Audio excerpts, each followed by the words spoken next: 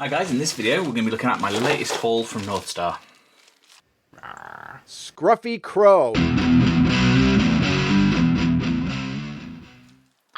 Okay, as I record this, it's Friday the 25th, so a couple of days before the video will come out. And this arrived from the post this morning. We've got 3 items here. First thing, a bit of a, accidentally on purpose, bought another unit of halflings. This is because I couldn't find that many other sling options.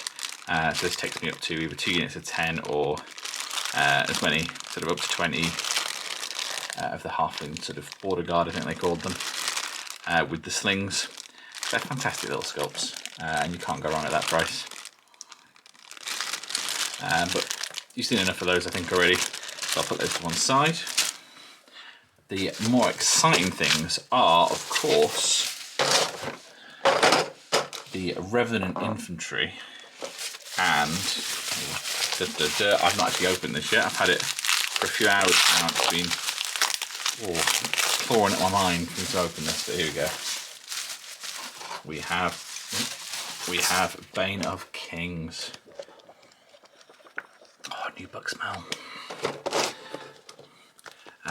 So, first thing that strikes me, some pretty cool cover art. I used to be a dwarf, but then I took an arrow to the eye.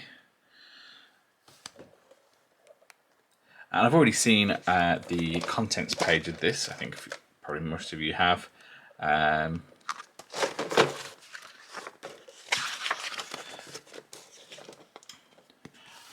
So we've got new special formations. I think that could be really interesting, rather than just having a 5x4 sort of unit. We've got new units in the form of sort of golems and stuff, which I think is quite interesting. Chariots, which I'm very excited for, and I've actually got a chariot on the way. And then the ones I'm less excited for here, we've got things that can happen in your kingdom over the course of a campaign. Some more military expeditions, which hopefully I'll get a chance to play through. And then some new spells, and then the abilities, which pretty much just link into the chariots. So I recognise limited manoeuvres and limited movement as being chariot things. Same with the undead rules again. They're more or less just the abilities from the other books, with the exception being living Oathmark, which I'm assuming is some sort of reference to one of the animate stone units. So that could be cool. I think I might have to buy another dwarf unit, some stone golems. Oh, once again, I mean, look, I actually don't know the name of the artist who does these. I don't know if it's mentioned. That'd probably be Alan Lathwell. Alan, if you ever see this, good work. They are lovely. I quite like the fact they're both showing the battle scene, but they're kind of innocent in a way as well. It kind of reminds me of old Lord of the Rings type idea. There's something sort of wholesome about them. Comedian in this case. It's cool. So I'm going to have a proper look through that, and I'll give you a better idea of what I think in a bit. And then next we have the Revenant Infantry. So I actually haven't got use for these in my Oathmark army, but I'm kind of putting together as a weird little side project, just a little undead force to maybe use in Saga. So I'll stick 8 of these together to be some Hearthguards in Saga, but it should give me an idea of what the kit's like.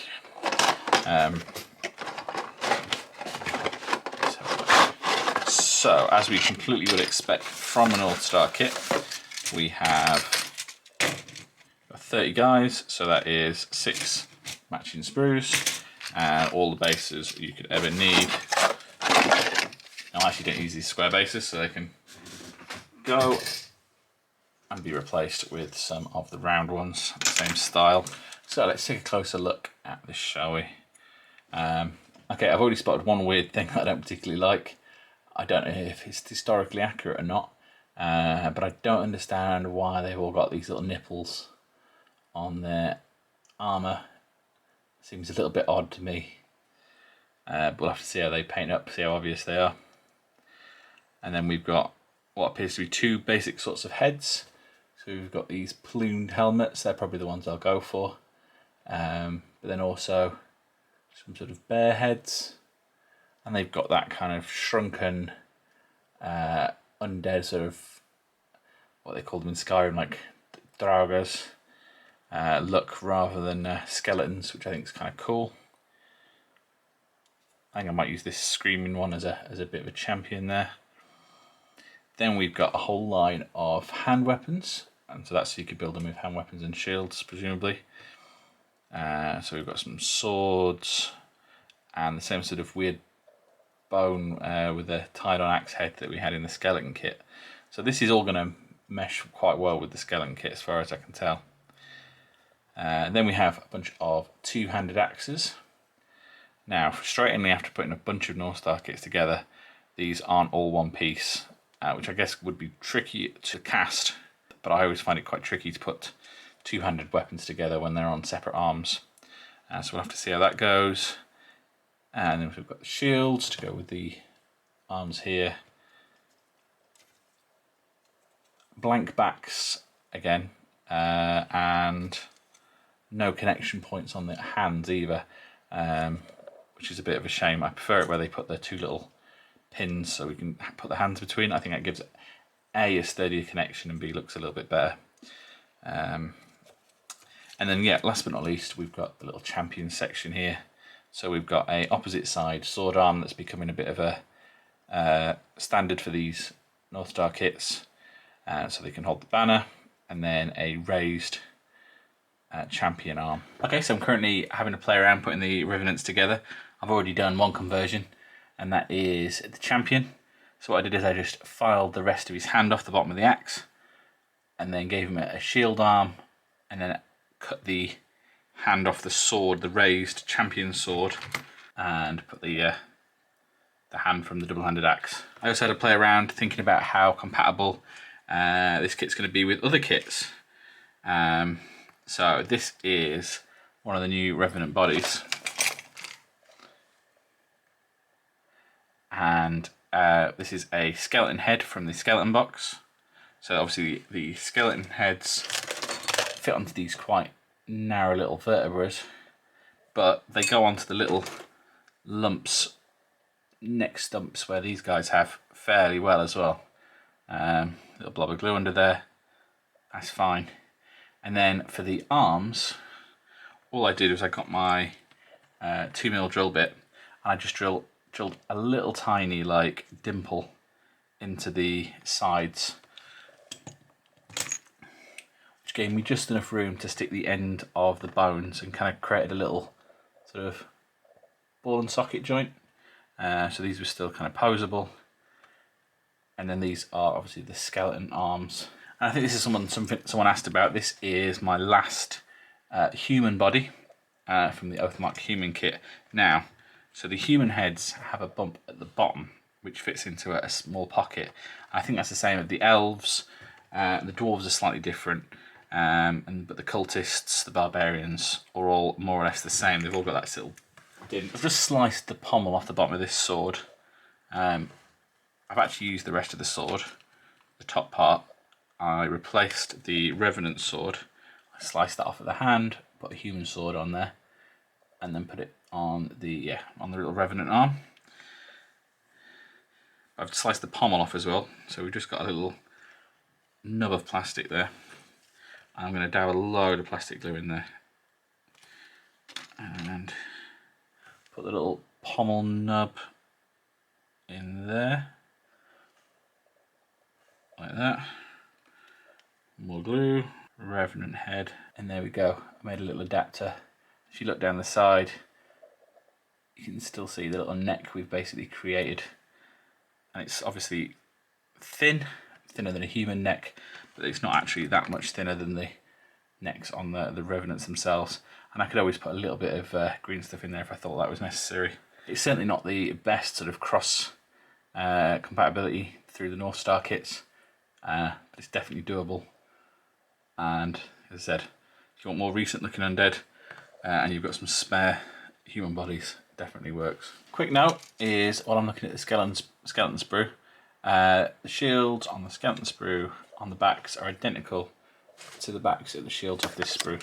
So if you were going to get a box of each, but you were going to make these guys line breakers, so you can mix and match a whole bunch more interesting shield designs across the 2 boxes, and they would fit in pretty much perfectly, I think. Okay, it's now a day later, and I've got my 8 troops, and they're all nice and dry, and I think they look fantastic. I've managed to get some pretty exciting poses on a few of them. I quite like that guy sort of screaming, and they look fairly dynamic. And even though I've, once again, with these Oathmark kits, a few of the bits are the same, and obviously you end up with a bit of repetition in parts.